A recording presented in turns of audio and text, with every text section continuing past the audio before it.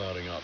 So I think the weather forecast of it starting here around 2 o'clock might be a little bit late. It'll probably be here a little earlier than that. I'll look at the weather radar. Boy, I tell you, that's another thing. Smartphones and navigation. When you're out on the bay within, 5G or 4G signal, it's wonderful to have the weather radar apps to know where a little storm cell might be kicking up. And I've avoided them as a result of knowing about them. I mean, I watch the skies, and part of that dates back to flying right sea, learning the weather forecast and the cloud patterns and such. But also when you're on the water, it's an important thing, and the radar kind of confirms or disputes whether it's anything to worry about.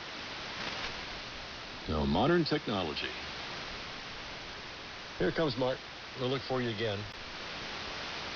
And again, glad you got the Johnson transmitter back up and running. Haven't heard you in a while. Wc1X. 40 miles west of the Virginia border in West Virginia. Add that to the logbook here. WA3 VJB Annapolis.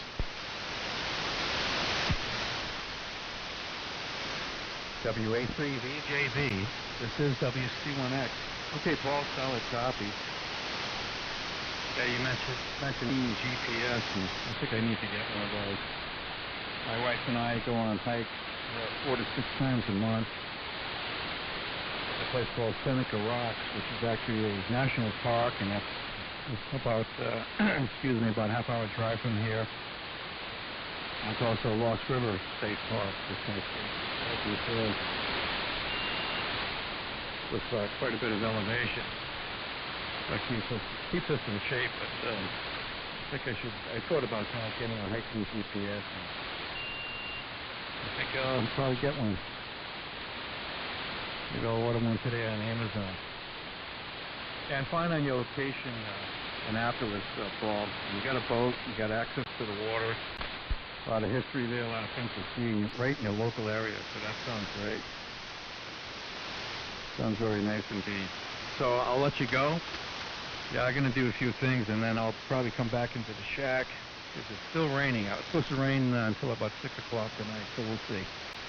Anyway, nice working you again, Paul, and we'll talk to you later. WA3VJB. This is WC1X.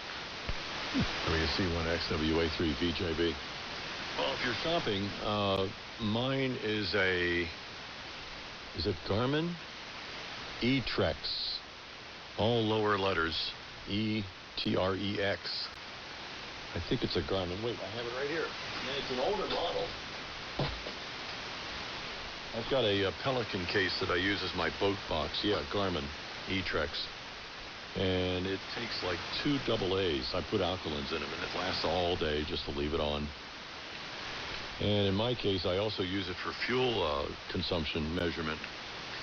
I get about 4 miles a gallon in the boat, and I don't have a flow meter like the bigger boats have. So if I can calculate that I've gone X number of miles as the GPS measures it, I know how much fuel load I've got left. And it's, not that I cut it close, because it's got a 38-gallon belly tank in it, but at the same time, you know what your margin is. And again, I think that descends from the attitude I have from pilot friends of mine to watch your fuel load, and like your poor helicopter friend landing at a closed airport. Yeah, don't do that. Don't be that guy. So the E-Trex is one. My brother's got one from a competing brand, and I'm trying to remember. I think it's it's orange. He's about the same time I did, so they're both about 15 years old, and they've probably very much improved them since mine. Mine's 12 channels. It looks at 12 different satellites at a time. And I think it was, 15 years ago, about $90. But if you stick with the name brands, they sometimes issue firmware updates for time correction and I guess a few other things. So it's worth it to stick with the name brands. His is just as good as this one. I wish I could remember the other brand of it, but I can't. It might have been Lowrance, Lowrance.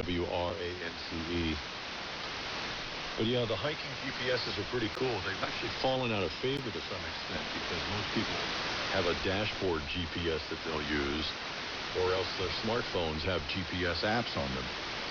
But the problem I find with the smartphone GPS app is that it eats up a lot of battery, even though it's using a satellite receiver, so you don't necessarily have to have a cell phone or a Wi-Fi signal.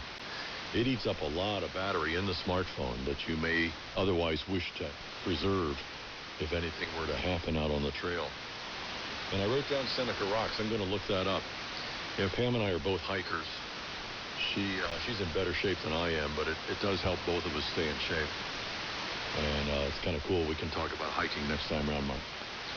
See you later. WC1X, nice QSO. Nice to visit with you for a while. WA3VJB. Take care. Okay, Paul, thanks for the info. We're definitely going to invest in a hiking GPS. But Seneca Rocks, it's a national park. They've got a very nice and well-staffed visitor center. And, when we go there, we'll be in the parking lot before we start up the trail. We'll see a lot of outside, out-of-state license plates. Virginia, Maryland, Pennsylvania, New Jersey, especially during the summertime months, of course. But and they also have a rock climbing school just outside the park, because a lot of people will climb the rock face there. And it's pretty interesting piece of geography out there. And they got these big warning signs near the top. Don't go any further. 15 people have died falling off the trail. Unless you're a trained rock climber with certain equipment to keep you from fall arrest type of stuff, don't go any more up the trail. I guess you could. Certainly, it gets very narrow, and it's a nice edge of the stone cropping at the top. And it's pretty popular amongst climbers from a variety of states in this area. So we're fortunate to have something like that nearby.